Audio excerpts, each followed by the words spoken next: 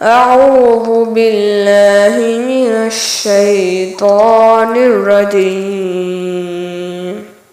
الله لا إله إلا هو الحي القيوم لا تأخذه سنة ولا نوم له ما في السماوات وما في الأرض من ذا الذي يشفع عنده إلا بإذنه يعلم ما بين أيديهم وما خلفهم ولا يحيطون بشيء من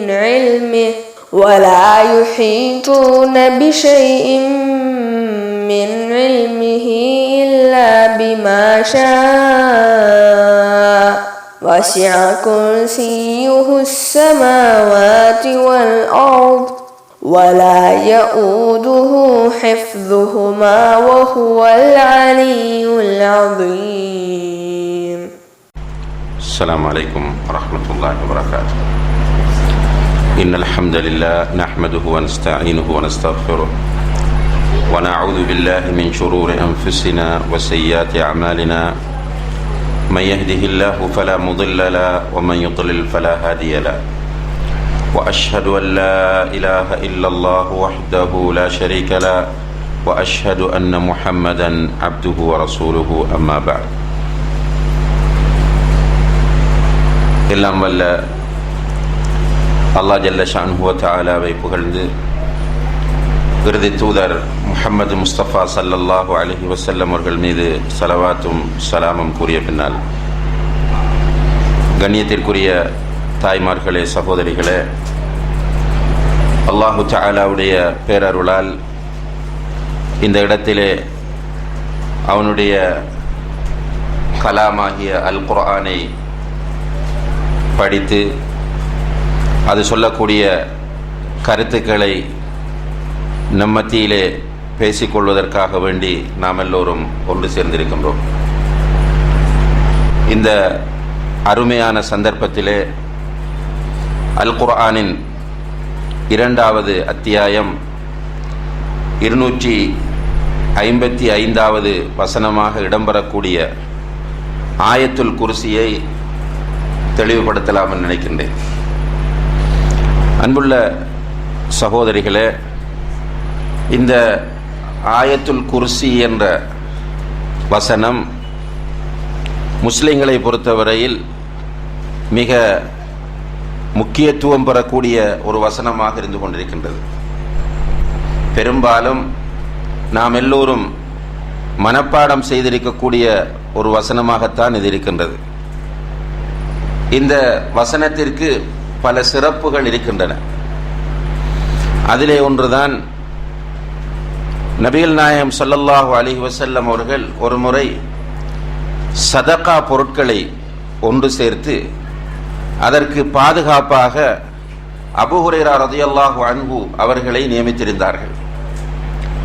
Abu Hurairah ரலியல்லாஹு அன்ஹு அவர்கள் பாதுகாப்பு கடமையில் ஈடுபட்டு கொண்டிருக்கும் போது அந்த பொருட்களை திருடுவதற்காக வேண்டி ஒரு திருடன் வருகிறான். வந்தவனை அவர்கள் பிடித்து கொண்டார்கள். பிடித்ததும் அந்த திருடன் அபூ ஹுரைரா ரலியல்லாஹு அன்ஹு அவர்களிடம் கெஞ்சுகிறான், மன்றாடுகிறான்.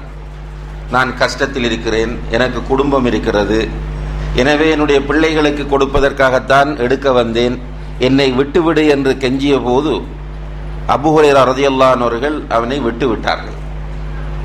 மறுநாள் ரசூலுல்லாஹி அலைஹி வஸல்லம் அவர்களிடம் சென்றபோது அவர்கள் கேட்கிறார்கள், உன்னுடைய கைதியின் நிலைமை என்ன என்று. இவர்கள் சொல்லவில்லை, நபிகள் நாயகம் ஸல்லல்லாஹு அலைஹி வஸல்லம் அவர்களாக கேட்கிறார்கள். செய்தியை சொன்னார்கள். சொன்னபோது ரசூலுல்லாஹி அலைஹி வஸல்லம் அவர்கள் சொன்னார்கள், அவன் மீண்டும் வருவான் என்றார்கள். மறுநாள் பாதுகாப்பு பணியிலே அபூ ஹுரைரா ரலியல்லாஹு அன்ஹு அவர்கள் ஈடுபட்டு கொண்டிருக்கும் போது அந்த திருடன் வருகிறான். அவனை பிடித்தார்கள். மீண்டும் அவன் கெஞ்சிய போது அவனை விட்டு விட்டார்கள். ரசூலுல்லாஹி அலைஹி வஸல்லம் அவர்களை மறுநாள் சந்தித்த போது அதே போன்றுதான் நடந்தது. அவர்கள் சொன்னார்கள், மீண்டும் அவன் வருவான் என்று. 3வது நாளும் திருட வந்தான். அபூ ஹுரைரா ரலியல்லாஹு அன்ஹு அவர்கள் சொன்னார்கள், இன்று நீ என்ன காரணம் சொன்னாலும் உன்னை விடப் போவதில்லை, உன்னை அல்லாஹ்வுடைய தூதரிடம் நான் ஒப்படைக்கப் போகிறேன் என்று சொன்னபோது அவன் மிக மன்றாடுகிறான். இறுதியிலே அவன் சொல்லுகிறான், உனக்கு ஒரு விஷயத்தை நான் கற்றுத்தருகிறேன், அதை நீ கடைபிடித்து வந்தால் உன்னுடைய வீட்டுக்குள் திருடன் வரமாட்டான் என்று சொல்லி ஆயத்துல் குர்சியை கற்றுக் கொடுக்கிறார். இந்த ஆயத்துல் குர்சியை நீ ஓதினால் உன்னுடைய வீட்டுக்கு திருடன் வரமாட்டான். இந்த செய்தியை கற்றுக்கொண்ட அபூ ஹுரைரா ரலியல்லாஹு அன்ஹு அவர்கள் அவனை விட்டு விட்டார்கள். ரசூலுல்லாஹி அலைஹி வஸல்லம் அவர்களிடம் சென்றபோது அவர்கள் கேட்டார்கள், கைதியின் நிலைமை என்னவாகிவிட்டது என்று. இப்படி நடந்தது என்று சொன்னபோது ரசூலுல்லாஹி அலைஹி வஸல்லம் அவர்கள் சொன்னார்கள், சதகக வஹுவ கதுபுன், அவன் உனக்கு சொல்லித் தந்தது உண்மையானது, ஆனால் அவன் பொய்யன் என்றார்கள். அவன் சொல்லித்தந்த விஷயம் உண்மை, ஆனால் அவனை பொறுத்தவரையில் அவன் பொய்யன் என்று ரசூலுல்லாஹி அலைஹி வஸல்லம் அவர்கள் சொல்லி அவன்தான் ஷைத்தான் என்று சொன்னார்கள். அன்புள்ள சகோதரிகளே, இந்த செய்தி ஆதாரபூர்வமான ஒரு செய்தி. இந்த செய்தியின் மூலம் ரசூலுல்லாஹி அலைஹி வஸல்லம் அவர்கள் நமக்கு சொல்லித்தரக்கூடிய மிக முக்கியமான மெசேஜ் என்னவென்றால், எந்த வீட்டில் ஆயத்துல் குர்சி ஓதப்படுகிறதோ அந்த வீட்டில் திருடன் வரமாட்டான். இது ஆயத்துல் குர்சிக்கு இருக்கக்கூடிய மிக முக்கியமான ஒரு சிறப்பம்சமாகும். இரண்டாவதாக ரசூலுல்லாஹி அலைஹி வஸல்லம் அவர்கள் சொன்னார்கள், யார் ஒருவர் ஃபரதான தொழுகைகளுக்கு பிறகு இந்த ஆயத்துல் குர்சியை வளமையாக ஓதி வருகிறாரோ அவருக்கும் சுவர்க்கத்திற்கும் இடையில் தடையாக இருப்பது மரணம்தான் என்றார்கள். யார் ஒருவர் வளமையாக ஐங்கால தொழுகைகளுக்கு பிறகு ஆயத்துல் குர்சியை ஓதி வருகிறாரோ அவருக்கும் சுவர்க்கத்திற்கும் இடையில் தடையாக இருப்பது மரணம்தான். அப்ப மௌத்தானுடனே சுவர்க்கம் கிடைக்கும். இது ஆயத்துல் குர்சிக்கு இருக்கக்கூடிய இன்னும் ஒரு சிறப்பம்சமாக இருக்கிறது. அதே போன்று ரசூலுல்லாஹி அலைஹி வஸல்லம் அவர்கள் தூங்குகிற போது இந்த ஆயத்துல் குர்சியையும் ஓதிவிட்டு தான் தூங்குவார்கள் என்பதை ஹதீஸ் நூல்களிலே பார்க்கிறோம். இப்படி பல சிறப்புகள் நிறைந்த ஒரு வசனம் தான் இந்த ஆயத்துல் குர்சி என்ற வசனம். 2வது அத்தியாயம் 255வது வசனம். இந்த வசனத்தில் அல்லாஹு தஆலா மிக முக்கியமாக தன்னை பற்றி அறிமுகப்படுத்துகிறார். இதுதான் இங்கே நாம் பார்க்க வேண்டிய முக்கியமான செய்தியாகும். இப்ப நாம் எல்லோரும் அல்லாஹ்வை ஏற்றுக்கொண்டிருக்கிறோம். ஈமான் கொள்ள வேண்டிய 6 அடிப்படைகளில் முதலாவது அடிப்படை என்ன? அல்லாஹ்வை ஈமான் கொள்வது. அல்லாஹ்வை ஈமான் கொண்டிருக்கிறோம், அல்லாஹ்வை வணங்குகிறோம், அல்லாஹ்வை கடவுள் என்று சொல்கிறோம். ஏன் அல்லாஹ்வை நாம் ஏற்றுக்கொள்ள வேண்டும்? அல்லாஹ்தான் கடவுள் என்று ஏன் சொல்ல வேண்டும்? அதற்குரிய நியாயமான காரணம் என்ன? காரணம் புரிந்தால்தான் நாம் செய்ய போகிற காரியங்கள் சீராக அமையும். அதனால் தான் உண்மையிலேயே இன்றைக்கு அல்லாஹ்வை ஈமான் கொண்டிருப்பதாக சொல்லுகிற நம்மில் பலர் அல்லாஹ்வுக்கு மிக இலகுவாக மாறு செய்து விடுகிறோம். ஒரு மனிதனுக்கு துரோகம் செய்வதற்கு அஞ்சுகிறோம், அல்லாஹ்வுக்கு மாறு செய்வதற்கு பயப்படுவதில்லை. ஒரு மனிதனை அளவு கடந்து நேசிப்போம், அந்த அளவுக்கு அல்லாஹ்வை நேசிப்பதில்லை. காரணம் என்ன? அல்லாஹ் யார் என்பதை நாம் புரியாமல் இருப்பதுதான். ஒவ்வொருவரையும் அவர் இப்படிப்பட்டவர் என்று புரிகிற போது அதற்குரிய ஒரு அந்தஸ்தும் கண்ணியமும் அதற்குரிய ஒரு சரியான இடமும் நம்முடைய உள்ளத்திலே வந்து சேருகிறது. கணவனை கணவன் என்று புரிகிறோம், அதற்குரிய முறையில் அவரோடு நடக்கிறோம். தந்தையை தந்தை என்று புரிகிறோம், அதற்குரிய முறையில் அவரோடு நடக்கிறோம். போலீஸ்காரனை போலீஸ்காரன் என்று புரிகிறோம், அதற்குரிய முறையில் அவனோடு நடக்கிறோம். அதைவிட பெரிய ஒரு அதிகாரியை புரிந்து கொள்கிறோம், அதற்குரிய முறையில் அவரோடு நடக்கிறோம். இப்படி ஒவ்வொருவரையும் புரிந்து கொள்வதற்கு ஏற்ப அவரோடு நடந்து கொள்கிறோம். ஆனால் அல்லாஹ்வோடு மாத்திரம் நம்முடைய உறவை எடுத்துக்கொண்டால் ஒரு தெளிவற்ற உறவாக இருக்கிறது. அல்லாஹ்வோடு சரியான உறவை வைத்திருக்கிறோமா? அல்லாஹ்வை நாம் சரியாக புரிந்திருக்கிறோமா என்று கேட்டால் இல்லை. ஆனால் அல்லாஹ் தான் நம்முடைய கடவுள் என்று சொல்கிறோம். ஏன் அல்லாஹ் உன்னுடைய கடவுள் என்று கேட்டால் அதற்கு பதில் கிடையாது. அல்லாஹ்வை பற்றி உனக்கு என்ன தெரியும் என்று கேட்டால் அதற்கும் நம்மிடம் பதில் கிடையாது. எனவேதான் அல்லாஹு தஆலா இந்த ஆயத்துல் குர்சியை ஒவ்வொரு முஸ்லிமும் நாளாந்தம் ஓத வேண்டும் என்கிற ஒரு நிலையை உருவாக்கி இருக்கிறார். இப்ப தூங்குவதற்கு முன்னால் ஓதுகிறோம், தொழுகைக்கு பின்னால் ஓதுகிறோம். இப்படி நாளாந்தம் தினமும் பல தடவைகள் இந்த ஆயத்துல் குர்சியை ஓதுவதன் மூலம் நமக்கு அல்லாஹ்வை பற்றிய ஒரு தெளிவு ஏற்படுகிறது. தெளிவு மாத்திரமல்ல, திரும்ப திரும்ப அந்த சிந்தனை மீட்டப்படுகிறது. மீண்டும் மீண்டும் அல்லாஹ் இப்படிப்பட்டவன் என்று சொல்லும் போது அல்லாஹ்வின் மீது பயம் வரும், அல்லாஹ்வின் மீது அன்பு வரும். எனவே அல்லாஹ்வை சரியான முறையிலே அஞ்சுவோம், அல்லாஹ்வை சரியான முறையிலே வணங்குவோம், அல்லாஹ்வை சரியான முறையிலே நெருங்கக்கூடிய நிலை உருவாகும். அன்புள்ள சகோதரிகளே, அல்லாஹ் இப்படித்தான் என்பதை புரியாத காரணத்தினால்தான் ஈமான் கொள்ள வேண்டிய முதலாவது அடிப்படை என்ன என்று கேட்டால் அல்லாஹ்வை ஈமான் கொள்வது என்று சொல்கிறோம். அதே நேரத்தில் நமக்கு ஒரு கஷ்டம் வந்து விட்டால் வீட்டில் என்ன செய்கிறோம்? நம்முடைய சமுதாயத்தில் பெரும்பாலானவர்கள் யாராவது ஒரு அவுலியாவுக்கு நேர்ச்சி செய்கிறார், ஒரு தர்காவுக்கு ஏதாவது ஒன்று செய்ய வேண்டும் என்று முடிவெடுக்கிறார். காரணம் என்ன? அல்லாஹ்வை ஈமான் கொண்டிருக்கிறார், அல்லாஹ்வை தெரியாது. ஆனால் அவுலியாக்களை பற்றி அவர்களுடைய அளவை விட கூடுதலாக புரிந்து கொள்கிறார். இதனால் தான் நிறைய பேர் தர்காக்களில் போய் மண்டியிட்டு கிடப்பதை பார்க்கிறோம். ஆபத்துக்கள் வரும்போது யா அல்லாஹ் என்று வர வேண்டிய வார்த்தை வாய்களில் யா முஹையித்தீன் என்று வருகிறது. சில நேரங்களை பார்க்கிறோம், இந்த ஆட்டோக்களில் கூட முன்னால யா முஹையித்தீன் என்று எழுதி ஓடிக்கொண்டிருப்பதை பார்க்கிறோம். என்றால் வந்து காப்பாற்றுபவர் முஹையித்தீன் அப்துல் காதிர் ஜீலானி ரஹிமஹுல்லா அவர்கள் என்று நம்புகிறார்கள்.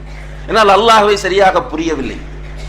அல்லாஹ்வை சரியாக புரிந்து கொள்வதுதான் நம்முடைய முதல் கடமை. தொழுகையை அறிந்து கொள்வதற்கு முன்னால், நோன்பை பற்றி படிப்பதற்கு முன்னால், எப்படி வுது செய்வது என்பதை தெரிந்து கொள்வதற்கு முன்னால் நாம் தெரிந்து கொள்ள வேண்டியது என்ன? அல்லாஹ் யார் என்பதை. உண்மையிலே நமக்கு அல்லாஹ் யார் என்று தெரியுமா? கேட்டால் ஒரு நான் முஸ்லிம் வந்து நம்மிடம் அல்லாஹ்வை பற்றி கொஞ்சம் சொல்லுங்கள் என்றால் சொல்ல முடியுமா? ஒரு முஸ்லிம் சொல்ல வேண்டும். அல்லது நான் உங்களிடத்தில் அல்லாஹ்வுடைய ஒரு 25 பெயர்களை சொல்லுங்கள் என்றால் உங்களால் சொல்ல முடியுமா? அல்லாஹ்வுடைய பண்புகளை பற்றி, தன்மைகளை பற்றி உங்களுக்கு என்ன அறிவிருக்கிறது என்று கேட்டால் அதை தெளிவுபடுத்தக்கூடிய அளவுக்கு உங்களுக்கு அறிவிருக்கிறதா? தொழுகையை பற்றி கேட்டால் சொல்லுவீர்கள். ஓரளவுக்கு தொழுகையை பற்றி கேட்டால் இப்படித்தான் தொழ வேண்டும் என்று சொல்வீர்கள். எப்படி வுது செய்ய வேண்டும் என்று கேட்டால் அதையும் சொல்லிக் கொடுப்பீர்கள். ஆனால் அல்லாஹ்வை பற்றி சொல்லுங்கள் என்றால் எங்களுக்கு தெரியாது என்பதை தவிர வேறு பதில் இல்லை.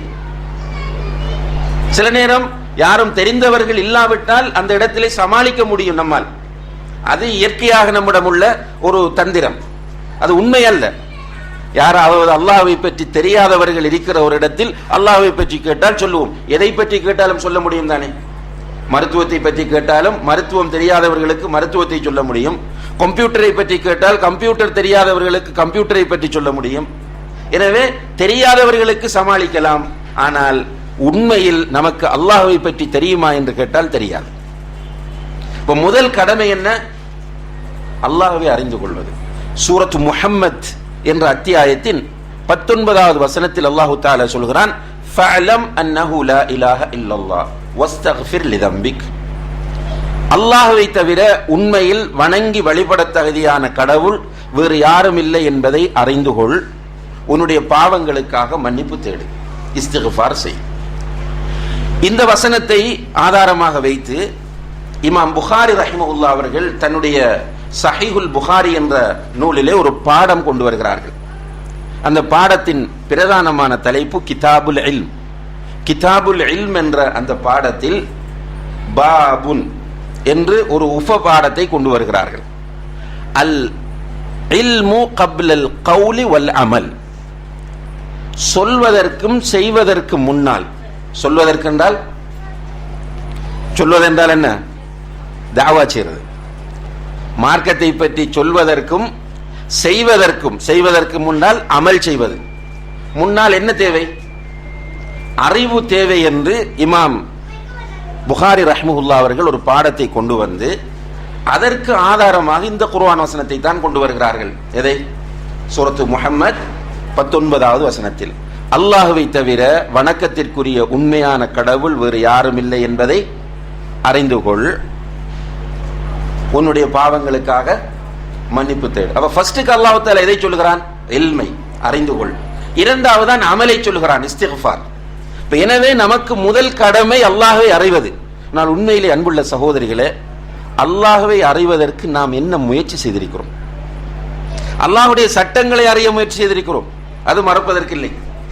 அல்லாஹ்வுடைய கலாமை ஓதுவதற்கு முயற்சி செய்திருக்கிறோம். அல்லாஹ்வை பற்றி அறிவதற்கு என்ன முயற்சி செய்தோம்? எத்தனை அகீதா என்று சொல்லக்கூடிய கொள்கை வகுப்புகளில் கலந்து கொண்டோம்? எத்தனை உலமாக்களிடம் சென்று எனக்கு அல்லாஹ்வை பற்றி சொல்லித்தாருங்கள் என்று கேட்டோம்? எந்த இடங்களில் போய் நாம் சுற்றுலாக்கள் செல்லுகிற நேரத்திலே காணக்கூடிய அற்புதமான காட்சிகளை வைத்து மலைகளையும் நீர்வீழ்ச்சிகளையும் இது போன்ற அற்புதமான படைப்புகளையும் பார்க்கிற நேரத்தில் இதை படைத்த அல்லாஹ்வை பற்றி எத்தனை இடத்திலே சிந்தித்திருக்கிறோம் என்று கேட்டால் பெரும்பாலும் இல்லை. இப்ப அல்லாஹ்வை தெரியாமல் அல்லாஹ்வை எப்படி வணங்க முடியும் சகோதரிகளே? அல்லாஹ்வை நமக்கு தெரியாது, எப்படி அல்லாஹ்வை சரியாக வணங்குவோம்? அல்லாஹ்வுக்கு எப்படி சரியாக கட்டுப்படுவோம்? ஒரு நாட்டின் அதிபரை பற்றி நமக்கு தெரிந்தால்தான் அந்த அதிபருக்குரிய முக்கியத்துவம் கொடுப்போம். ஒரு நீதிபதிக்குரிய ஜட்ஜை பற்றி அறிவிருந்தால் தான் ஜட்ஜுக்குரிய முக்கியத்துவம் கொடுப்போம். இப்போ கோர்ட்ஸ் என்று சொன்னால் நீதிமன்றம் என்றால் அதை பற்றி நமக்கு ஒரு அறிவிருக்கிறது. எனவே கோர்ட்ஸோடு எப்படி நடந்து கொள்ள வேண்டும் என்ற வழிகளை எல்லாம் நாம் தேடுகிறோம். ஆனால் அல்லாஹ்வை பற்றி எந்த அறிவும் இல்லை, அல்லாஹ்வை வணங்குகிறோம். இதனால் தான் நம்மிடத்திலேயே வித்தியாசமான முரண்பாடுகளை பார்க்கிறோம். இப்ப குர்ஆன் எங்கே வந்து பயான் கேட்கிறோம், மாஷா அல்லாஹ், நிறைய செய்திகளை கேட்கிறோம். கேட்பதெல்லாம் குர்ஆன் ஹதீஸ். வீட்டை போனால் அல்லாஹ் எவைகளை எல்லாம் தடுத்திருக்கிறானோ அது சாதாரணமாக நடந்து கொண்டிருக்கும். உதாரணமாக இப்படியான மஜ்லிஸ்களில் உட்கார்ந்து விட்டு சென்றால் நம்முடைய ஈமான் அதிகரிக்க வேண்டும். ஏன்? இங்கே ஓதப்படுவது என்ன? குர்ஆன். நினைவுபடுத்தப்படுவது யாரை? அல்லாஹ்வை. சூரத்துல் அன்ஃபால் 9வது வசனத்தில் அல்லாஹ் தஆலா சொல்கிறான், இன்னமல் முஃமினூன அல்லதீன இதா ذுகிரல்லாஹு வஜிலத் குலூபுஹும். உண்மையான மூமின்களிடம் அல்லாஹ்வை நினைவூட்டினால் அவர்களுடைய உள்ளங்கள் நடுங்கும். உண்மையான மூமின்களிடம் அல்லாஹ்வை நினைவுபடுத்தப்பட்டால் அவர்களுடைய உள்ளங்கள் நடுங்கும். அவர்களிடம் அல்லாஹ்வுடைய வேத வசனங்கள் ஓதி காண்பிக்கப்பட்டால் அவருடைய ஈமான் அதிகரிக்கும். இதை நம்ம ஃபீல் பண்றோமா? இப்ப இந்த இடத்தில் வந்து வீட்டுக்கு சென்றால் இன்றைய தினத்திலாவது நம்மால் வளமையாக பார்க்கக்கூடிய சீரியலை அவாய்ட் பண்ண முடிகிறதா? இங்க வந்து சென்றதற்கு பிறகு இல்ல நான் சீரியல் பார்க்க கூடாது, அல்லது இந்த ஹராத்தை செய்யக்கூடாது, இந்த பாவத்திலே நான் ஈடுபடக்கூடாது, என்னை அல்லாஹ் பார்த்து கொண்டிருக்கிறான், அல்லாஹ்விடம் நான் செல்ல வேண்டும் என்ற அந்த உணர்வு வந்து மாற்றம் வருகிறதா என்றால் இல்லை. பெரும்பாலும் ஒரு சிலர் இல்லாமன் ரஹிம ரப்பி, ஒரு சிலரிடத்தில் அந்த மாற்றம் வருகிறது. ஆனால் பெரும்பாலானவர்கள் பயான் என்றால் நிறைய போறாங்க. மாஷா அல்லாஹ் தபாரக்கல்லாஹ், கிரௌடா நிறைய கிரௌட் இருக்கும். பெரிய ஒரு அறிவித்தலோடு ஒரு நிகழ்ச்சி ஏற்பாடு செய்யப்பட்டால் நிறைய மக்கள் வருகிறார்கள். ஆனால் என்ன சேஞ்ச்? வாழ்க்கையில் என்ன மாற்றம்? வீட்டில் என்ன மாற்றம்? குடும்பத்தில் என்ன மாற்றம் ஏற்பட்டிருக்கிறது? நம்முடைய நடத்தையில் என்ன மாற்றம் ஏற்பட்டிருக்கிறது என்றால் ஒன்றுமில்லை. தேவை என்றால் உடுப்பில் ஒரு சேஞ்ச் ஏற்பட்டிருக்கலாம், ஆடையில் ஒரு மாற்றம் ஏற்பட்டிருக்கலாம். ஆனால் வாழ்க்கையில் மாற்றம் ஏற்பட வேண்டும். ஒரு முஸ்லிம் பெண் அல்லாஹ்வை அறிந்து கொள்வதற்கு முன்னால் ஒரு அந்நிய ஆணோடு தொடர்பாக இருக்கிறாள். காதல் என்ற பெயரிலோ அல்லது வேறு ஒரு பெயரிலோ தொடர்பாக இருக்கிறாள். அல்லாஹ்வை பற்றி தெரிந்த பிறகு அந்த பெண் என்ன செய்ய வேண்டும்? அதிலிருந்து அவள் விடுபட வேண்டும். ஒரு பெண் தன்னுடைய கணவனுக்கு மாறு செய்து கொண்டிருக்கிறாள். அல்லாஹ்வை பற்றி அவளுக்கு தெரிந்த பிறகு என்ன செய்ய வேண்டும்? அவள் அதிலிருந்து விடுபட வேண்டும். ஒரு பெண் தன்னுடைய அண்டை வீட்டாருக்கு அநியாயம் செய்து கொண்டிருக்கிறார். அல்லாஹ்வை பற்றி தெரிந்த பிறகு அந்த பெண் அதை விட வேண்டும். ஒரு முஸ்லிம் தொழுகையிலே பொடுபோக்காக இருக்கிறான்.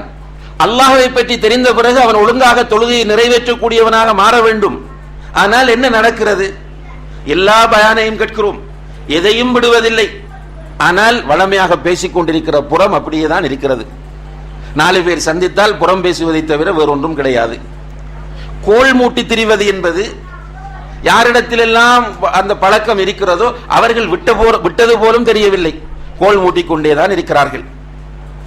என்ன மாற்றத்தை நாம் அடைகிறோம் என்றால் மாற்றம் இல்லை. ஏன் மாற்றம் இல்லை என்றால், அன்புள்ள சகோதரிகளே, யாரை அல்லாஹ் என்று சொல்கிறோமோ அந்த அல்லாஹ்வை பற்றிய சரியான புரிதல் நம்மிடம் கிடையாது. இப்ப ஆயத்துல் குர்சி எத்தனை பேருக்கு பாடம் சொல்லுங்க. இங்க வந்திருக்கக்கூடிய சகோதரிகள்ல ஆயத்துல் குர்சி பாடமானவர்கள் மாஷா அல்லாஹ் பெரும்பாலானவர்களுக்கு பாடம், சிலருக்கு பாடம் இல்லை. பாடம் இல்லாதவர்கள் பாடமாக்கி கொள்ளுங்க.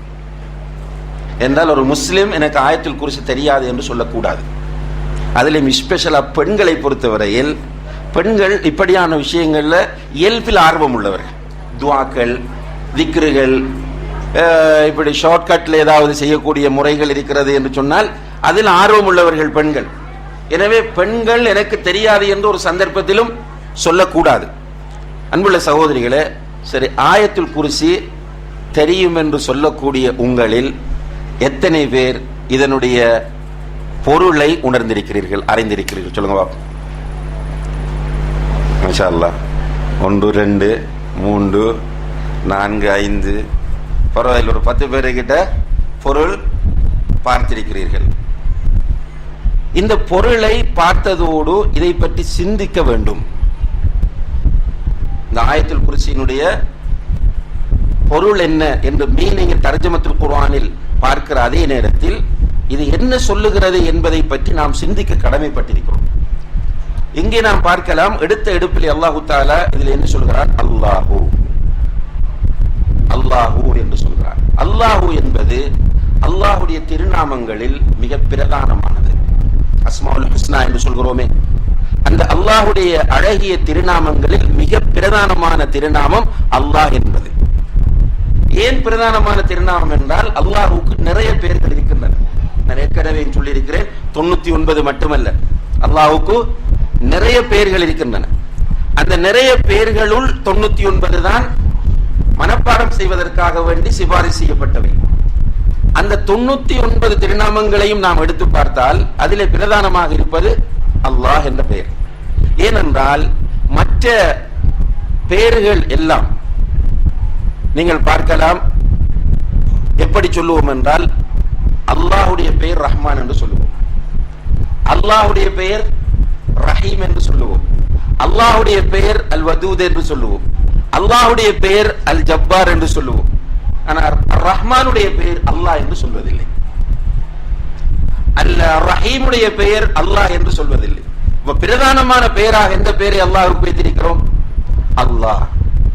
அல்லாஹ் என்பது அல்லாஹுடைய அஸ்மாஉல் ஹுஸ்னாவில் மிக பிரதானமான பெயராக இருக்கிறது. அல்லாஹ் என்ற சொல் வணங்கி வழிபட தகுதியானவன் என்ற பொருளை தரக்கூடியது. அல்லாஹ் என்ற அந்த பெயருக்குரிய கருத்து என்ன? வணங்கி வழிபட தகுதியானவன் என்பதுதான் நேரடியாக அதனுடைய கருத்து. இதனை அல்லாஹ் தஆலா சொல்கிறான் அல்லாஹ். அல்லாஹ் என்று சொல்லிவிட்டு பின்னால் அடுத்தது என்ன சொல்கிறான்?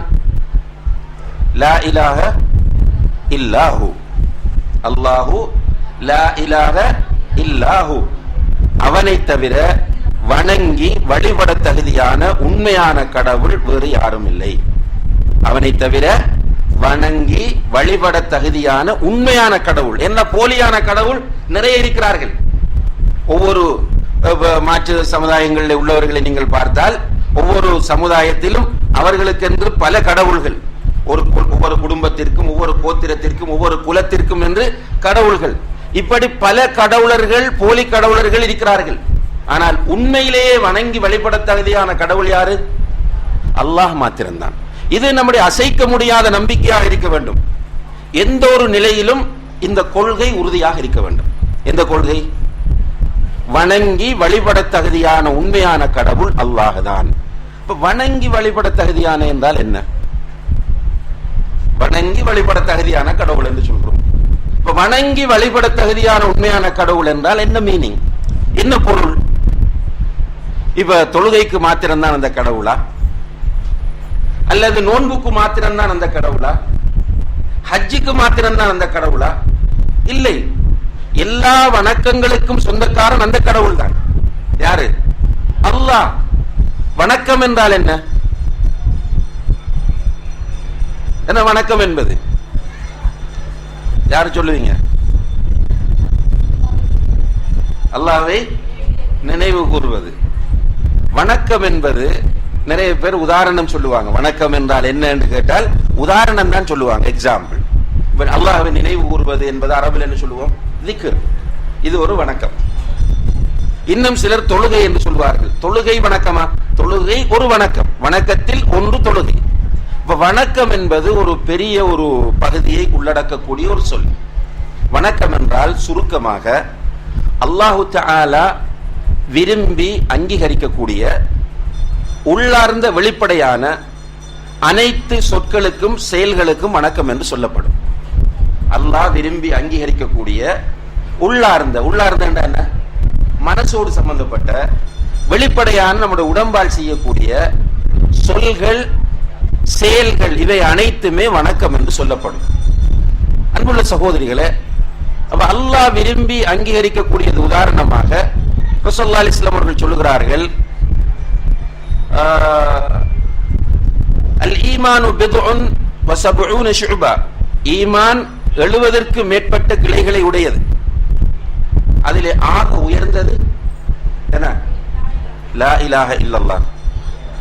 ஆக கீழான நிலையில் உள்ளது வழியிலே மக்களுக்கு தொல்லை தரக்கூடிய ஒரு பொருளை கண்டால் அகற்றி விடுவது. இப்ப நீங்க போறீங்க, பயான் முடிந்து போகும்போது பாதையில் ஒரு மக்களுக்கு தொல்லை தரக்கூடிய ஒரு பொருள் கிடக்கிறது, அதை எடுத்து அல்லாஹ்வுக்காக ஓரத்தில் போடுகிறீர்கள். இது என்னது? இபாதத். இவ்வாறு நீங்கள் செய்தது இபாதத். அதே போன்று ரசூலுல்லாஹி அலைஹி வஸல்லம் அவர்கள் சொல்கிறார்கள், தபஸ்ஸுமுக ஃபீ வஜ்ஹி அஹீக ஸதகா, உன்னுடைய சகோதரனை பார்த்து நீ புன்முறுவல் செய்வது சதகா என்றார்கள். அப்ப நம்முடைய சகோதரனை பார்த்து உண்மையாக, இப்ப சிலர் புன்முறுவல் செய்வாங்க அப்படின்னா உள்ளத்துல முழுக்க நயவஞ்சகமும் நஞ்சும் இருக்கும், உதட்டில சிரிப்பு. அதல்ல, உள்ளமும் உதடும் ஒன்றாக சிரிப்பது, இதுதான் புன்முறுவல். இப்படி ஒரு சகோதரனை பார்த்து நீங்கள் சிரிப்பது என்னது? சதகான மீனிங் என்ன? இபாதத். அது ஒரு இபாதத். அதே போன்று ஸல்லல்லாஹு அலைஹி வஸல்லம் சொல்றாங்க, வஃபி லுக்மதி அஹதிக்கும் சதகா, அதாவது உன்னுடைய மனைவியின் வாயில் நீ ஒரு கவளம் உணவை ஊட்டி விடுவதும் சதகா என்று சொன்னார்கள். இப்ப மனைவிக்கு சாப்பாடு கொடுக்கிறது ஒருவர் அல்லாஹ்வுக்காக என்று கொடுத்தால் அதுவும் இபாதத். இபாதத்திலே மிக உயர்ந்த இபாதத் என்ன? இபாதத்திலே மிக உயர்ந்தது எது? சொல்லுங்க. துஆ. இபாதத்தில் மிக உயர்ந்த இபாதத் துஆ. ஸல்லல்லாஹு அலைஹி வஸல்லம் அவர்கள் சொன்னார்கள், அத்-துஆ ஹுவல் இபாதா, துஆ அதுதான் இபாதத் என்றார்கள். ஏன்? ஒரு மனிதன் தன்னை அடிமை என்று 100% ஏற்றுக்கொள்ளக்கூடிய இடம் எது? துஆ செய்யும் போது மாத்திரம்தான் நான் அல்லாஹ்வுடைய அடிமை என்பதை உணர்வான்.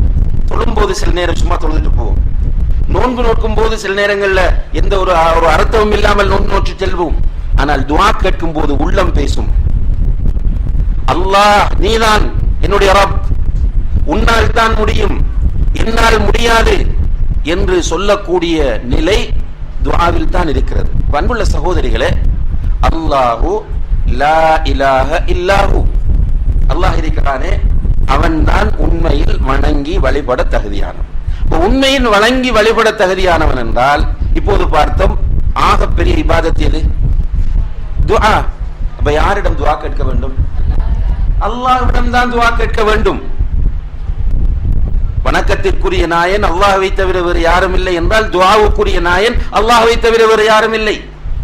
நேர்ச்சை செய்வது ஒரு இபாதத், நேர்ச்சைக்குரிய நாயன் அல்லாஹ்வை தவிர வேறு யாரும் இல்லை.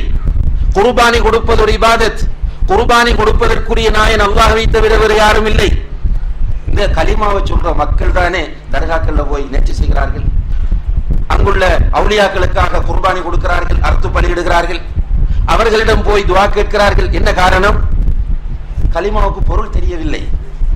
லா இலாஹ இல்லல்லாஹ் என்னன்னு கேட்டால் இஸ்லாத்தின் முதலாவது கலிமா. என்ன கருத்துண்டா வணக்கத்துக்குரிய நாயன் அல்லாஹ்வை தவிர யாரும் இல்லை. அப்ப நீ என்ன பண்ணி கொண்டிருக்கிறது என்ன? இல்ல அது வேற இது வேற என்று சுத்துவாங்க. மக்களுக்கு கலிமாவின் பொருள் புரியவில்லை. அல்லாஹ் தஆலா என்ன சொல்லுகிறான்? அல்லாஹு, அல்லாஹ் இருக்கிறானே, லா இலாஹ இல்லாஹு, அவனை தவிர உண்மையில் வணங்கி வழிபட தகுதியான கடவுள் வேறு யாரும் இல்லை. ஏன் அல்லாஹ் மாத்திரம்தான் வணங்கி வழிபட தகுதியான கடவுளாக இருக்கிறான் என்பதற்குரிய காரணத்தை பின்னால் சொல்கிறான். புரியுதா? அல்லாஹ்தான் வணங்கி வழிபட தகுதியானவன். ஏன் அல்லாஹ்வை மாத்திரம் நாம் வணங்க வேண்டும்? ஜீசஸை, ஈசா அலைஹிஸ்ஸலாம் அவர்களை வணங்கக்கூடாது, முஹம்மது ஸல்லல்லாஹு அலைஹி வஸல்லம் அவர்களை வணங்கக்கூடாது, அபூபக்கரை உமரை ரலியல்லாஹு அன்ஹு அவர்களை வணங்கக்கூடாது, அப்துல் காதிர் ஜீலானி ரஹ்மத்துல்லாஹி அவர்களை வணங்கக்கூடாது, மனிதர்களை வணங்கக்கூடாது, மரங்களை வணங்கக்கூடாது, கற்களை வணங்கக்கூடாது, சிலைகளை வணங்கக்கூடாது. யாரை மாத்திரம் வணங்க வேண்டும்? அல்லாஹ் ஒருவனை மாத்திரம் வணங்க வேண்டும். அல்லாஹ் ஒருவனை மாத்திரம் வணங்க வேண்டும் என்றால் அல்லாஹ் ஒருவனுக்கு மாத்திரம்தான் நம்முடைய தலை சாய்க்கப்பட வேண்டும். அல்லாஹ் ஒருவனை நோக்கி மாத்திரம்தான் நம்முடைய கைகள் உயர்த்தப்பட வேண்டும். அல்லாஹ் ஒருவனுக்கு மாத்திரம்தான் நாம் அறுத்து பலியிட வேண்டும். அல்லாஹ் ஒருவனுக்காக மாத்திரமே நாம் நேர்ச்சி செய்ய வேண்டும், அல்லாஹ் ஒருவனுக்காக மாத்திரமே நாம் குர்பானி கொடுக்க வேண்டும், அல்லாஹ் ஒருவனுக்காக மாத்திரமே நம்முடைய அனைத்து வணக்கங்களையும் செய்ய வேண்டும் என்பதுதான் அர்த்தம்.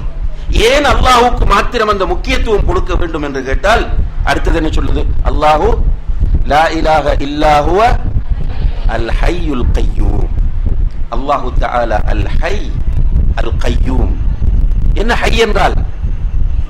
உயிரோடு இருப்பவன், என்றென்றும் உயிரோடு இருப்பவன் அல்லாஹ் மாத்திரம்தான். அல் கய்யூம் என்றால் அல்லாஹு தஆலா அடுத்தவர்கள் மீது தேவையற்றவன்.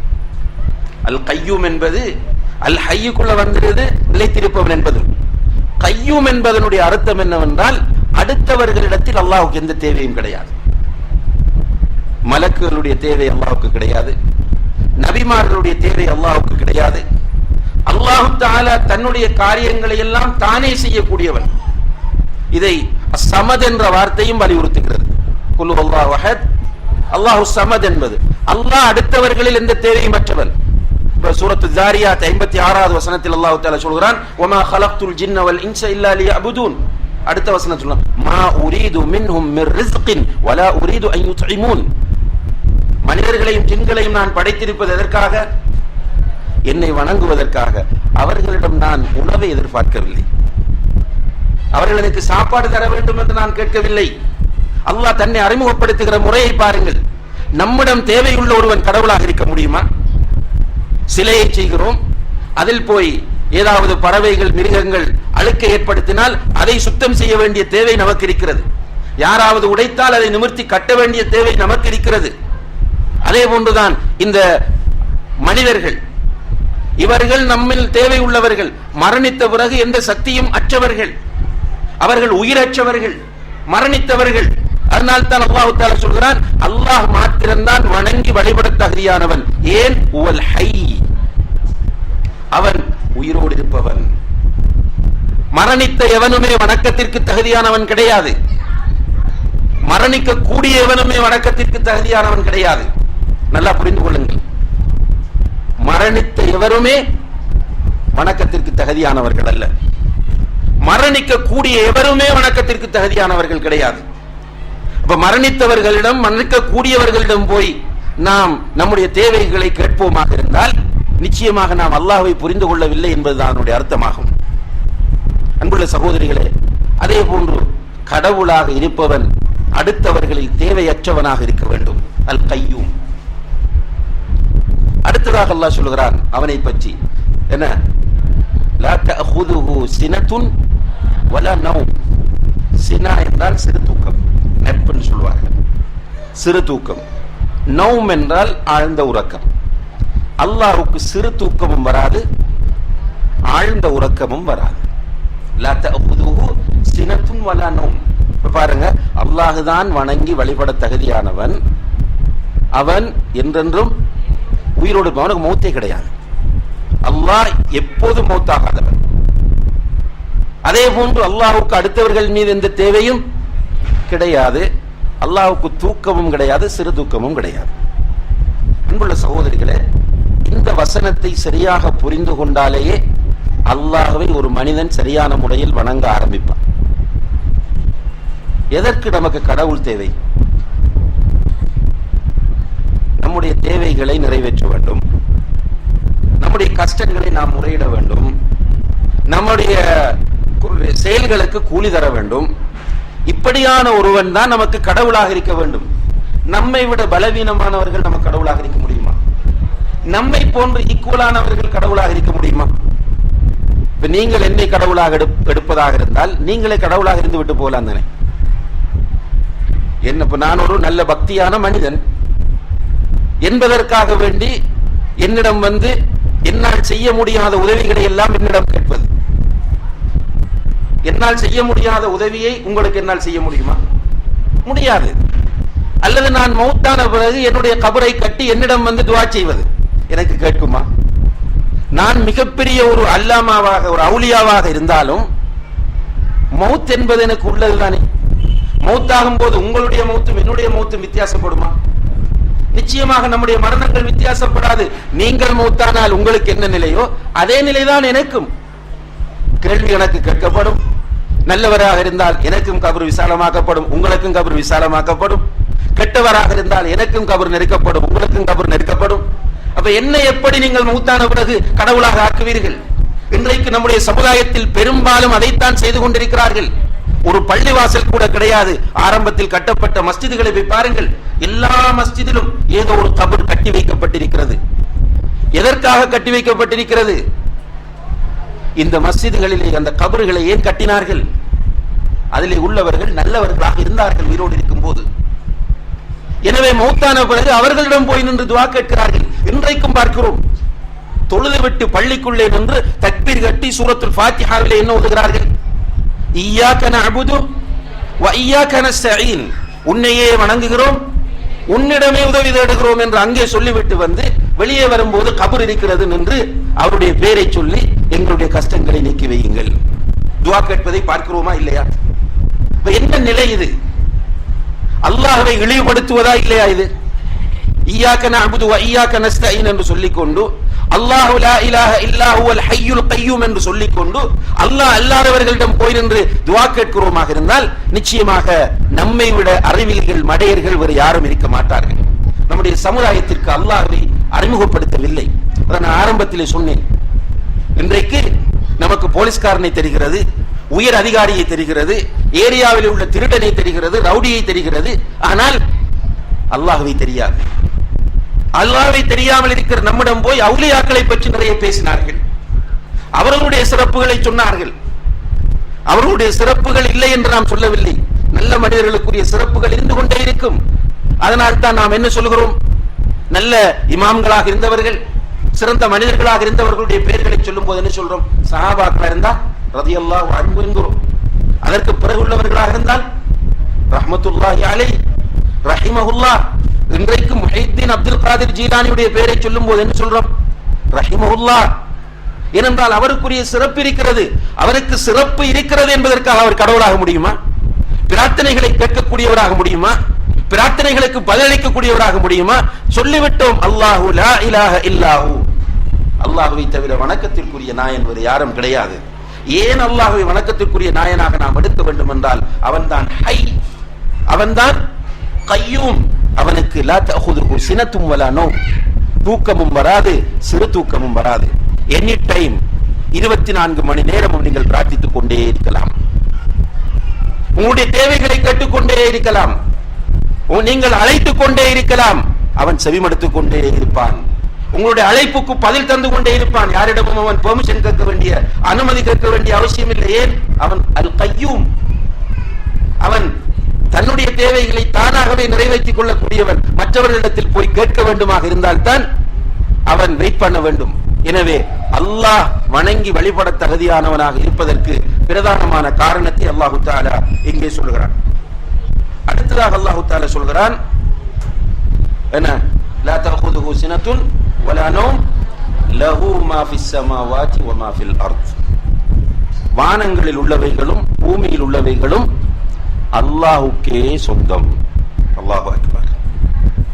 வானங்களில் உள்ளவைகளும் பூமியில் உள்ளவைகளும் அல்லாஹ்வுக்கே சொந்தம். இந்த வசனத்தை யாராவது உட்கார்ந்து சிந்தித்திருக்கிறீர்களா? இந்த ஒரு சொல்ல மட்டும், லஹு மா ஃபிஸ் ஸமாவாதி வ மா ஃபில் அர்த். வானங்களில் உள்ளவைகளும் பூமியில் உள்ளவைகளும் அல்லாஹ்வுக்கே சொந்தம். இந்த வசனத்தை சிந்தித்திருந்தாலே நம்முடைய ஈமான் எங்கேயோ இருந்திருக்கும். அல்லாஹ் என்றால் நம்முடைய உள்ளத்தில் பயம் வரும், அல்லாஹ்வை நெருங்க வேண்டும் என்கிற ஆசை வரும்.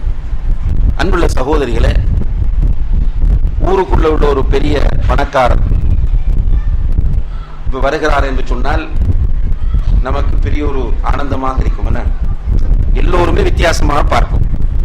இந்த இடத்தில் ஒரு பயான் பண்ணுவதை விட இந்த ஏரியாவுக்குள்ளே ஒரு பணக்காரன் வந்துட்டாருன்னா அவருக்கு ஒரு தனி ஸ்பெஷல் பார்வை இருக்கும். ஒரு வசதியானவர், ஒரு நல்ல பணக்காரன், பெரிய கோடீஸ்வரன், அவரோடு எனக்கு தொடர்பு இருக்கிறது என்று சொல்றேன். இது சும்மா சொல்லுவேன் நான், இதை சொல்றதிலே எனக்கு ஒரு பெருமை. ஒரு பெரிய பணக்காரனோடு, ஒரு செல்வந்தனோடு எனக்கு தொடர்பு இருக்கிறது என்று சொல்வதிலேயே பெருமை. சப்போஸ் எனக்கு பில்கேட்ஸோடு தொடர்பு இருந்தால், பில்கேட்ஸ் என்றது இந்த மைக்ரோசாஃப்ட் என்ற கம்பெனியுடைய ஓனர் உலகத்தில் உள்ள பெரிய பணக்காரர்கள் முக்கியமான ஒருவர். இப்ப நான் வந்து சொல்றேன், எல்லாருக்கும் தெரியும், என்ன கூட்டு வரவங்களுக்கு தெரியும், பில் கேட்ஸோட எனக்கு தொடர்பு இருக்கிறது. அறிமுகப்படுத்தக்குள்ள என்ன செய்வாங்க என்றால், ஒரு மேடையில பேசும்போது இன்னார்னு சொல்லிட்டு இவருக்கும் பில் கேட்ஸுக்கும் இடையில ஒரு பெரிய தொடர்பு இருக்கிறதுன்னு சொல்லுவாங்க. ஏன்? பில் கேட்ஸ் பணக்காரன். என்ன பணக்காரன் பில் கேட்ஸ்? ஒரு குறிப்பிட்ட சொத்து தான் பில் கேட்ஸ் கிடைக்கும். இங்கே முதல்வரோடு, தமிழ்நாட்டின் முதலமைச்சரோடு தொடர்பு, தமிழ்நாட்டின் முதலமைச்சரோடு நெருக்கமான தொடர்பு என்றால் அவங்களுக்கு ஒரு பெரிய ஏதோ ஒன்று ஏற்பட்டது போல உணர்வு வரும். அன்புள்ள சகோதரிகளே, மன்மோகன் சிங்கோட தொடர்பு என்றால் அதிர நிலைமை வேற, பராக் ஒபாமாவோட தொடர்பு என்றால் இன்னும் நிலைமை வேறு. இவர்களுக்கெல்லாம் என்ன சொந்தமாக இருக்கிறது? உண்மையில் ஏதாவது சொந்தமாக இருக்கிறது? அவர்களுக்கு எதுவுமே கிடையாது. ஆனால் நாம் நினைக்கிறோம் இவர்களுக்கு இதெல்லாம் சொந்தம் என்று. இவர்களுக்கு இது சொந்தமாக இருக்கிறது என்பதனால் நம்முடைய மனதில் அவர்களுடைய பெயரை கேட்கும் போது ஒரு மதிப்பு மரியாதையும் ஏற்படுகிறது. உண்மையிலே அல்லாஹ் லஹு மா ஃபிஸ் ஸமாவாதி வ மா ஃபில் அர்த், வானங்களில் உள்ளவைகளும் பூமியில் உள்ளவைகளும் அவனுக்கு தான் சொந்தம். நான் யாருக்கு சொந்தம்? அல்லாஹ்வுக்கு. நீங்க யாருக்கு? அல்லாஹ்வுக்கு. இந்த பூமி அல்லாஹ்வுக்கு. மலைகள், ஆறுகள், கடல்கள், தங்கங்கள், வெள்ளிகள், பெட்ரோல்கள் எல்லாமே அல்லாஹ்வுக்கு தான் சொந்தம். உண்மையான சொந்தக்காரன் அல்லாஹ் காண்பிக்கிறான். நாம் சேர்த்து வைத்திருக்கிறது ஒரே டைம்ல அழித்து விடுகிறோமா இல்லையா? சில நேரங்கள் அப்படி அல்லாஹ் தஆலா ஏற்படுத்தி காட்டுகிறானா இல்லையா? பூமி அதிர்ச்சி என்று ஏற்படுகிறது, பூகம்பம். பூமி அதிர்ச்சி ஏற்பட்டவுடன் என்ன நடக்கிறது? சொத்துக்கள் எல்லாம் பூமிக்குள்ள போகுது. பெரும் பெரும் கோடீஸ்வரர்களாக இருந்தவர்கள் வெறுங்கையோடு வீதியிலே உட்கார்ந்திருக்கிறார்கள். அவர்களுக்கு உண்மையில் எதுவும் சொந்தமில்லை. இன்றைக்கு உங்களிடம் இருக்கிற ஒன்றுமே வல்லாஹி உங்களுக்கு சொந்தமில்லை சகோதரிகளே. உங்களிடத்தில் நிறைய நகை இருக்கலாம், உங்களிடத்தில் நிறைய நிலம் இருக்கலாம், உங்களுக்கு நிறைய சொத்துக்கள் இருக்கலாம், ஆனால் உண்மையில் சொந்தக்காரன் யாரு? அல்லாஹ். இப்ப நம்மிடம் கொஞ்சம் சொத்து இருக்கிறது என்பதற்கு, ஒரு பெரிய வீடு இருக்கிறது என்பதற்கு, ஒரு பெரிய கார் இருக்கிறது என்பதற்கு இவ்வளவு பெருமை என்றால், இந்த உலகங்கள் அனைத்திற்கும் சொந்தக்காரனான ரப்புக்கு எவ்வளவு பெருமை இருக்கும். அந்த ரப்போடு நமக்கு தொடர்பு என்று சொன்னா எவ்வளவு கண்ணியம் வர வேண்டும், ஒரு மூமினுக்கு எவ்வளவு இஸ்ஸத் வர வேண்டும். எனக்கு அல்லாஹ்வோடு தொடர்பு இருக்கிறது. எத்தனை பேர் இதில் மகிழ்ச்சி அடைந்திருக்கிறோம்? நிறைய பேர் காண்பிக்க வெட்கப்பட்டிருக்கிறோம். ஹாஸ்பிட்டல்ல போயிருக்கிறோம், தொழுகை நேரம் வருகிறது, அந்த இடத்திலே ஏதாவது ஒரு விரிப்பை விரித்து விட்டு அல்லது அந்த இடத்திலேயே தொழுவதற்கு வெட்கப்படுகிறோம். ஏன்? தொழுவது யாருக்கு? எனக்கு என்னுடைய ரப்போடு தொடர்பு இருக்கிறது என்பதை காண்பிப்பதற்காகத்தான் அந்த தொழுகை. ஆனால் ஆபரேஷன் தியேட்டரிலே அல்லது ஐசியூவிலே நீங்கள் நிற்கிற போது ஒரு மிக முக்கியமான கால் வந்தால் ஆன்சர் பண்ணுவீர்களா மாட்டீர்களா? மிக முக்கியமான கால் என்று நீங்கள் நினைப்பதை ஆன்சர் பண்ண, சில நேரம் அந்த ஹாஸ்பிட்டல் இன்சார்ஜ் கால் பண்ணுவார், உங்களுக்கு உடனே ஆன்சர் பண்ணுவீங்க. என்னது? அவர் கால் பண்ணி விட்டார். ஆனால் அல்லாஹ்வுடைய கால், அதான் கேட்டு விட்டது, நேரம் வந்து விட்டது, அல்லாஹ்வோடு எனக்கு தொடர்பு இருக்கிறது என்று காண்பிப்பதற்கு வெட்கப்படுகிறோம். ஏர்போர்ட்டிலே வெட்கப்படுகிறோம், பஸ் ஸ்டாண்டிலே வெட்கப்படுகிறோம், ஸ்டேஷனிலே வெட்கப்படுகிறோம், ட்ரெயினிலே வெட்கப்படுகிறோம். எத்தனை பேர் ட்ரெயினிலே உட்கார்ந்து தொழுகிறார்கள் பார்த்திருக்கிறோம். ஃபஜ்ர் நேரத்திலே போகிறோம், ஃபர்தான் இந்த பெண்களை பார்க்கிறோம், தாடி வைத்த ஆண்களை பார்க்கிறோம், முஸ்லிம் குடும்பங்களை பார்க்கிறோம். ஃபஜ்ருடைய நேரம் சூரிய உதயத்தோடு முடிந்து விடுகிறது. ட்ரெயினிலே உட்கார்ந்து தொழுவதற்குரிய வழிகாட்டலை அல்லாஹ் நமக்கு ரசூல் ஸல்லல்லாஹு அலைஹி வஸல்லம் அவர்கள் மூலம் தந்திருக்கிறான். எத்தனை பேர் தொழுகிறோம் என்றால் இல்லை, வெட்கம். முன்னால் உட்கார்ந்து இருக்கிற அவர்கள் என்ன நினைப்பார்களோ. ஆனால் அதே நேரத்தில் பாருங்க, போலி கடவுளை கும்பிடுகிற, போலி கடவுளை வணங்குகிற அந்த மக்கள் அவர்களுடைய அந்த மந்திரங்களை எடுத்து அந்த நேரத்திலே படித்துக் கொண்டிருக்கிறார்கள். அல்லாஹு அக்பர். நமக்கு அல்லாஹ்வை தெரியாது. லஹு மா ஃபிஸ் ஸமாவாதி வ மா ஃபில் அர்த் என்பதை ஒரு முஃமின் சரியான முறையில் புரிந்து கொண்டால் அல்லாஹ்வுக்காக வேண்டி எதுவும் செய்வான். இப்ப தேர்தல் காலம், ஒருவர் எம்பியாக வந்தால் நமக்கு இதெல்லாம் நடக்கும் என்று தெரியும் போது எவ்வளவு வள்ளி கொடுக்கிறார்கள் தெரியுமா? ஒரு வேட்பாளர் அவருடைய தொகுதியில் நின்று போட்டியிட்டு ஜெயிப்பதற்கு அல்லது தோற்பதற்கு குறைந்தது ஒரு 10 கோடி ரூபாய் செலவு செய்ய வேண்டும். 10 கோடி மக்கள் தான் கொடுப்பாங்க பெரும்பாலும். ஏன் கொடுக்கிறாங்க என்றால், இவர் எம்பி ஆகிவிட்டால் நமக்கு அதை போட்டு கொடுப்பார், இதை போட்டு கொடுப்பார், அது கிடைக்கும் இது கிடைக்கும் என்ற நம்பிக்கையில் தான் அப்படி கொடுக்கிறார்கள். ஆனால் இவர்களை நம்புகிறார்கள். ஆனால் உண்மையான ரப் எப்படிப்பட்டவன்? லஹு மா ஃபிஸ் ஸமாவாதி வ மா ஃபில் அர்த். அன்புள்ள சகோதரிகளே, தாய்மார்களே, இன்னைக்கு நைட்டில் நீங்கள் சும்மா ஒரு இடத்துல குவைட்டான அமைதியான ஒரு இடத்துல உட்கார்ந்து இதை திரும்ப திரும்ப சொல்லி யோசிச்சு பாருங்க, சிந்தனை செய்து பாருங்க. அல்லாஹ் அவனுக்குத்தான் வானங்களில் உள்ளவைகளும் பூமியில் உள்ளவைகளும் சொந்தம். இதை திரும்ப திரும்ப நீங்க சொல்லி பாருங்க. உங்களுடைய உள்ளத்தில் உங்களை அறியாமலேயே ஒரு கவலையும், ஒரு இவ்வளவு காலத்தையும் மிஸ் பண்ணி விட்டோமே என்கிற ஒரு ஆதங்கமும் ஏற்படும். இன்னும் நீங்கள் ஆழமாக யோசித்தால் உங்களுடைய கண்கள் கலங்கும். அதான் அல்லாஹ்வை தனிமையிலிருந்து சிந்தித்து கண்கள் கண்ணீர் சிந்திய மனிதன் என்கிற பட்டியலில் நாமும் சேர்ந்து கொள்ளலாம். அல்லாஹு தஆலா அல்லாஹ் லா இலாஹ இல்லாஹு. ஏன் லா இலாஹ இல்லாஹு? அல் ஹை, அவன் உயிரோடு இருப்பவன். அல் கய்யூம், அடுத்தவர்களில் தேவையற்றவன், சுயமாக தன்னுடைய தேவைகளை நிறைவேற்றக்கூடியவன். லஹு லா தஅஹுதுஹு சினத்துன் வலா நௌம், அவனுக்கு சிறு தூக்கமோ தூக்கமோ இல்லை. லஹு மா ஃபிஸ் ஸமாவாதி வ மா ஃபில் அர்த், வானங்களில் உள்ளவையும் பூமியில் உள்ளவையும் அவனுக்கே சொந்தம். அது மட்டுமல்ல, மறுமையை பற்றி சொல்கிறான் அடுத்ததாக. என்னது? மன் தல்லதி யஷ்ஃபஉ இன்தஹு இல்லா பிஇذنி, மறுமையிலே அவனுடைய அனுமதி இல்லாமல் அவனிடம் பேசுவதற்கு யாருக்குத்தான் முடியும் என்று கேட்கிறான். அல்லாஹ்வுடைய அனுமதி இல்லாமல் அல்லாஹ்வுடைய யாரும் போய் பேச முடியாது. ஏன்? அவன் மாலிக் யௌமித்தீன்.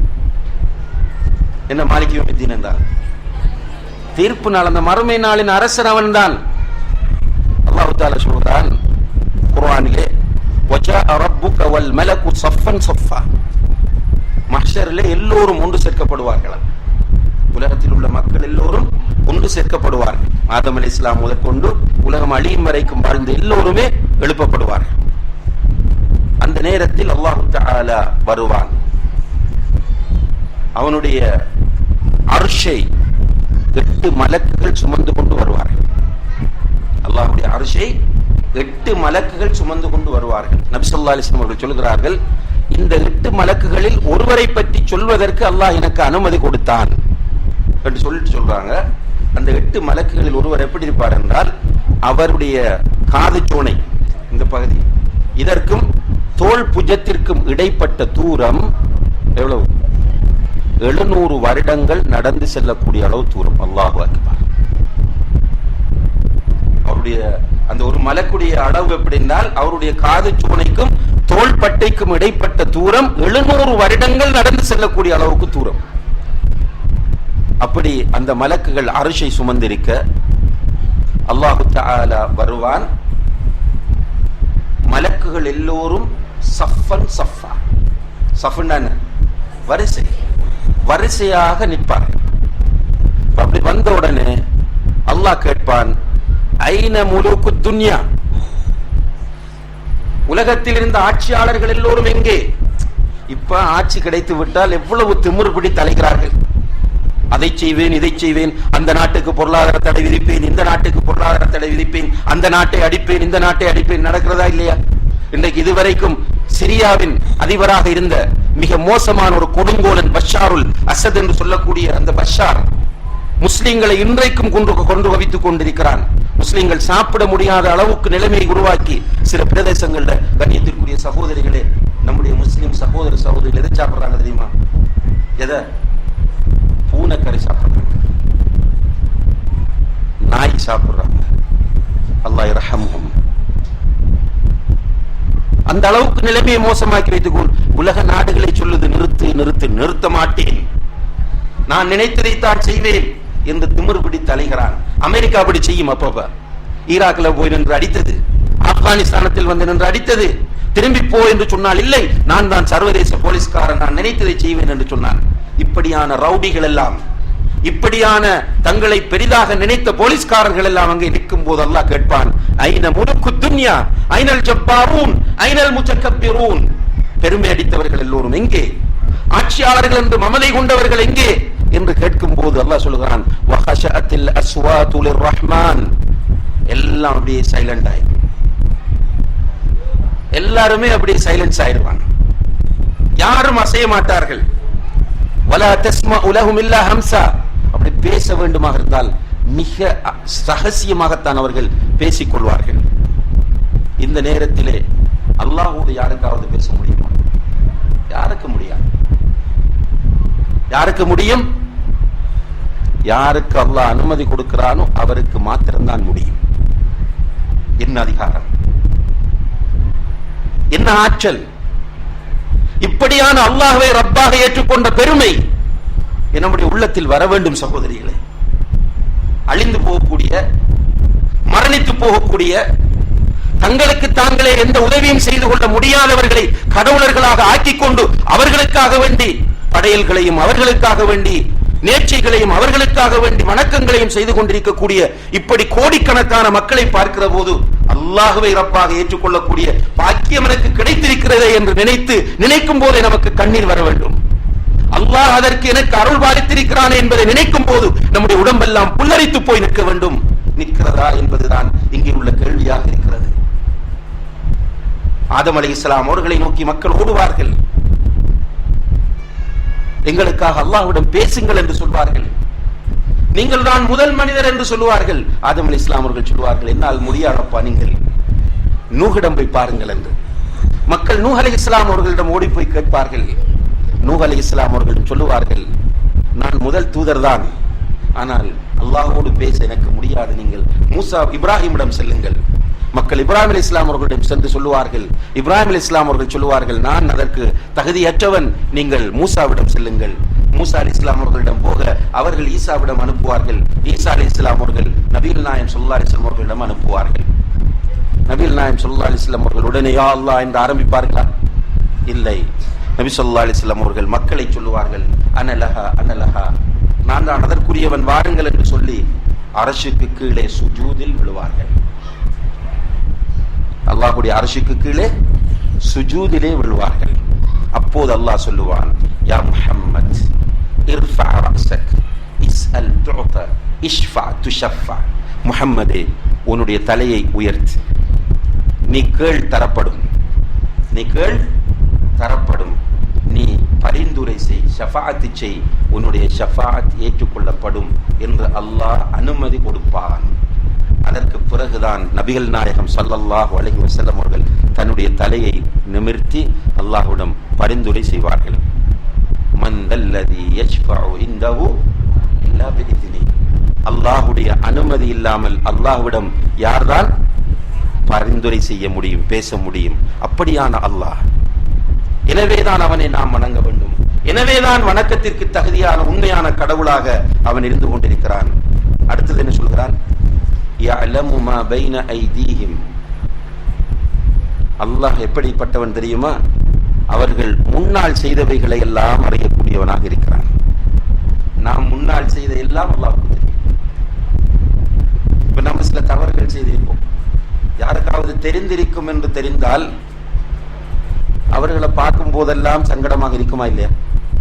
ஒரு மனிதன் ஒரு அசிங்கமான ஒரு தவறை செய்கிறான், அதை யாரோ பார்த்து விட்டார், பார்த்தவரை பார்க்கும் போதெல்லாம் அவனுக்கு கஷ்டமாக இருக்குமா இல்லையா? அல்லாஹ் தஆலா நாம் செய்த அத்தனையும் அறிந்தவனாக இருக்கிறான். வமா கல்ஃபஹும், பின்னால் செய்யக்கூடியவைகளையும் அறியக்கூடியவனாக இருக்கிறான். அல்லாஹ்வுடைய இல்ம் என்றால் என்ன? அறிவு. அல்லாஹ்வுடைய அறிவு அன்புள்ள சகோதரிகளை சாதாரணமானதல்ல, மிக விசாலமானது. வமா தஸ்குது மின் வரகத்தின் இல்லா யஅலமுஹா, ஒரு மரத்திலிருந்து இலை விழுந்தாலும் அல்லாஹ்வுக்கு தெரியும். யஅலமு ஹாயினத்தல் அயுன் வமா துஃபி ஸுதூர், கண்கள் இமை அசைப்பதையும் அல்லாஹ் அறிவான், உங்களுடைய உள்ளத்தில் நீங்கள் மறைத்து வைத்திருப்பதையும் அல்லாஹ் அறிவான். நம்முடைய மனதில் இப்ப என்ன ஓடித்திருக்கோ அதெல்லாம் அல்லாஹ்வுக்கு தெரியும், மறைக்க முடியாது. இப்படியான ஒருவனை கடவுளாக ஏற்றுக்கொண்டால் பாவம் செய்வோமா? தவறு நடக்குமா? தவறு நடந்தால் கூட அதை நியாயப்படுத்தி கொண்டிருக்க முடியுமா? உடனே வெட்கம் வரும். அல்லாஹ் பார்த்து கொண்டிருக்கப்படி செய்து விட்டேனே என்று வெட்கம் வரும். வெட்கம் வந்தால் அழுகை வரும். அவனிடம் போய் மன்னிப்பு கேட்போம். அல்லாஹ்வை புரிந்து கொள்ளாத காரணத்தினால் தான் நினைத்ததை எல்லாம் செய்து கொண்டே இருக்கிறோம். நாம் நினைத்ததெல்லாம் செய்கிறோம். யாராவது சுட்டி காட்டினால் கூட நமக்கு அதை ஏற்றுக்கொள்ள முடிவதில்லை. நியாயப்படுத்துவதில் தான் கவனமாக இருக்கிறோம். சில பிள்ளைகள் தப்பு செய்வார்கள், வீட்டில் தட்டி கேட்டால் உங்களை தெரியாத என்று தாய் தந்தையிடம் திருப்பி கேட்பார்கள். அல்லது ஸ்கூல்ல மாணவர்கள் தப்பு பண்ணுவார்கள், ஆசிரியர்கள் கேட்டால் ஆசிரியர்களை மாறி மாணவர்கள் கேட்கிற நிலை. பயம் பண்றவங்க ஏதாவது ஒன்றை சொல்லுவாங்க, உட்கார்ந்து இருக்கிறவங்க கேட்டுட்டு போகும்போது என்ன சொல்லிட்டு போவாங்க, அவரை தெரியாதான்னு கேட்டு போவாங்க. என்றால் தவறை ஏற்றுக்கொள்ள முடியாத நிலை. அன்புள்ள சகோதரிகளே, அல்லாஹ்வை சரியாக புரிந்து கொண்ட ஒரு மனிதன் என்ன முடிவோடு இருப்பான் என்றால், என்னுடைய வாழ்க்கையில் அவனுக்கு நான் மாறு செய்து விடக்கூடாது. அதுதான் அவனுடைய உணர்வாக இருக்கும். உமர் ரலியல்லாஹு காலத்தில் அவர்கள் ஆட்சியாளராக இருக்கும் போது அவர்கள் என்ன செய்வாங்கன்னா, யாருக்கும் தெரியாமல் ஒரு சாதாரண மனிதரை போன்று ஊருக்குள்ள சுற்றி வருவார்கள். அப்படி வரும்போது ஒரு வீட்டிலே வித்தியாசமான ஒரு சத்தம் கேட்கிறது. கொஞ்சம் நின்று பார்க்கிறார்கள். ஒரு பெண் ஒரு பாடல் பாடுகிறார். அந்த பெண் என்ன படிக்கிறார் என்றால், லக்கத் தால ஹாதல் லைல் வஸ்வர்ர ஜானிபுஹு, இந்த இரவு நீண்டு விட்டது, இருளும் சூழ்ந்து கொண்டது. இரவு நீண்டு விட்டது, இருளும் சூழ்ந்து கொண்டது. ஃபவல்லாஹி லௌலல்லாஹு துஃஷா அவாகிபுஹு, அல்லாஹ்வின் மீது சத்தியமாக அல்லாஹ்வுடைய தண்டனைக்கு மாத்திரம் பயமில்லை என்றிருந்தால், லஹுர்ரிக மின் ஹாதல் ஸரீரி ஜவானிபுஹு, இந்த கட்டிலில் இன்னும் ஒருவர் எனக்கு பக்கத்திலே படுத்து அசைத்திருப்பார் என்று அந்த பெண் பாடல் பாடுகிறார். உமர் ரலியல்லாஹு அன்ஹு விசாரிக்கிறார்கள். அந்த வீட்டில் உள்ள ஆண் வெளியூருக்கு ஜிஹாதுக்கு சென்றிருக்கிறார். உடனே ஹப்ஸா ரலியல்லாஹு அன்ஹா அவர்களிடம் வந்து, ஒரு கணவன் தன்னுடைய மனைவியை எவ்வளவு காலம் பிரிந்திருக்கலாம் என்று கேட்கிறார்கள். ஒரு அறிவிப்பில் வருது 4 மாசம் என்று, இன்னும் ஒரு அறிவிப்பில் 6 மாதங்கள் என்று வருகிறது. உமர் ரலியல்லாஹு அன்ஹு உடனே அறிவித்தல் கொடுக்கிறார்கள், 6 மாதத்திற்கு மேல் யாரெல்லாம் கணவனை மனைவியை பிரிந்திருக்கிறார்களோ அவர்கள் உடனே ஊருக்கு வாருங்கள் என்று. இங்கே நாம் பார்க்க வேண்டிய முக்கியமான செய்தி என்னவென்றால், அந்த பெண்ணின் மனோநிலை. அல்லாஹ் பார்த்துக் கொண்டிருக்கிறான். அல்லாஹ் நிச்சயமாக பார்த்துக் கொண்டிருக்கிறான். சகோதரிகளே, யஅலமு மா பைன ஐதீஹிம் வமா கல்ஃபஹும், நாம் நம்பினாலும் நம்பாவிட்டாலும் அல்லாஹ் பார்த்துக் கொண்டிருக்கிறான். ஏன் அல்லாஹ் தஆலா இன்னும் நமக்கு புரிய வேண்டும் என்பதற்காக, மா யல்ஃபிது மின் கௌலின் இல்லா லதைஹி ரகீபுன் அதீத், அவன் பேசக்கூடிய எந்த ஒரு வார்த்தையாக இருந்தாலும் அதை கண்காணிப்பதற்கு ரகீப் அதீத் என்ற 2 பேர் இருக்கிறார்கள் என்றும் சொல்கிறான். அல்லாஹ்விடம் இருந்து நாம் மறைய முடியாது. எனவே அல்லாஹ் முன்னால் நாம் செய்ததையும் பின்னால் செய்ய போகிறவைகளையும் அறிந்தவனாக இருக்கிற காரணத்தினால் அவன்தான் வணங்கி வழிபட தகுதியான உண்மையான கடவுளாக இருந்து கொண்டிருக்கிறான் என்பதை அல்லாஹ் தஆலா சொல்கிறான். சொல்லிவிட்டு அல்லாஹ் சொல்கிறான், வஸிஅ குர்சிய்யுஹு ஸமா வலா யுஹீதூன பிஷைஇன் மின் இல்மிஹி, ஆனால் அல்லாஹ்வுடைய அறிவை இவர்களால் சூழ்ந்து கொள்ள முடியாது. இவர்களுடைய அறிவை அல்லாஹ் சூழ்ந்து கொள்வான். இவர்களுடைய எல்லா விஷயங்களையும் அல்லாஹ் அறிவான். ஆனால் அல்லாஹ்வை இவர்களுடைய அறிவால் இவர்களால் சூழ்ந்து கொள்ள முடியாது. இவர்களுடைய அறிவை வைத்து இப்படித்தான் இருப்பான் அப்படித்தான் இருப்பான் என்றெல்லாம் அல்லாஹ்வை இவர்கள் கற்பனை பண்ண முடியாது. அல்லாஹ் சொன்னதை மாத்திரம்தான் இவர்கள் அல்லாஹ்வுடைய விஷயத்தில் பேச முடியும். அடுத்ததாக அல்லாஹ் சொல்கிறான், வஸிஅ குர்சிய்யுஹு ஸமாவாதி வல் அர்த், ஏன் அல்லாஹ்வை வணங்கி வழிபட வேண்டும் தெரியுமா? வணங்கி வழிபட தகுதியான கடவுளாக ஏன் அல்லாஹ் மாத்திரன் இருக்கிறான் என்று நாம் நம்புகிறோம் தெரியுமா? வஸிஅ குர்சிய்யுஹு ஸமாவாதி வல் அர்த், அவனுடைய குர்சி இருக்கிறதே, அல்லாஹ்வுடைய குர்சி. குர்சி என்பதற்கு தமிழிலே சொல்வதாக இருந்தால் சிம்மாசனம் என்று மொழிபெயர்க்கலாம், அல்லது அரியாசனை என்று மொழிபெயர்க்கலாம், சேர். அல்லாஹ்வுடைய குர்சி வானங்களையும் பூமியையும் விட விசாலமானது. அல்லாஹ் அக்பர். நான் ஏற்கனவே உங்களுக்கு சொன்னேன், அல்லாஹ்வுடைய அர்ஷை சுமக்கிற மலக்குகள் எப்படி இருப்பாங்களாம்? ஒருவருடைய காது சோனைக்கும் தோள் பட்டைக்கும் இடையில் உள்ள தூரம் 700 வருடங்கள் நடந்து செல்லக்கூடிய அளவு தூரம்.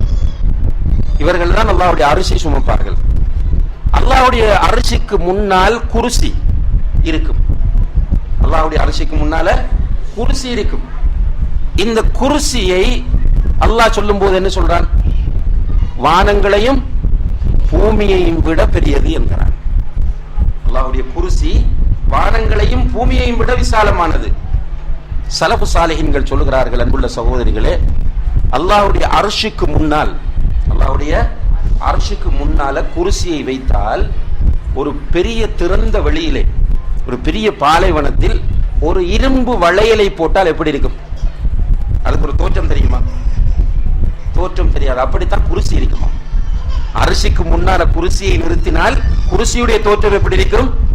ஒரு பெரிய பாலைவனத்தில் ஒரு இரும்பு வளையலை போட்டால் எப்படி இருக்குமோ அப்படித்தானாம் அது தெரியும். அப்ப அர்ஷ் எப்படி இருக்கும்? அல்லாஹ் அக்பர். அந்த குர்சியினுடைய நிலைமை என்ன? வானங்களையும் பூமியையும் விட விசாலமானது. இப்படியான அர்ஷின் அதிபதி ரப்புல் அர்ஷில் அஸீம், மகத்தான அர்ஷுக்கு சொந்தக்காரனான அல்லாஹ், அவன்தான் வணங்கி வழிபட தகுதியான உண்மையான கடவுளா இல்லையா? நிச்சயமாக அவன்தான். நம்முடைய உள்ளத்தில் அன்புள்ள சகோதரிகளே, கடுகளவும் இந்த அப்துல் காதர் ஜீலானி அல்லது வேறூரில் இருக்கிற தர்கா அல்லது அந்த அவுலியா இந்த அவுலியா நம்முடைய பிரார்த்தனைக்கு பதிலளிப்பார் என்று நினைத்தால், ஒரு சின்ன சந்தேகம் வந்தால், நிச்சயமாக இந்த ஆயத்துல் குர்சியை நாம் ஈமான் கொள்ளவில்லை என்பதுதான் என்னுடைய அர்த்தமாகும். ஆயத்துல் குர்சியை ஈமான் கொண்ட ஒவ்வொருவனுடைய பார்வையிலும் மக்கள் போய் கபர்களிடத்திலே நின்று துஆ செய்கிற போது கோபம் வர வேண்டும்.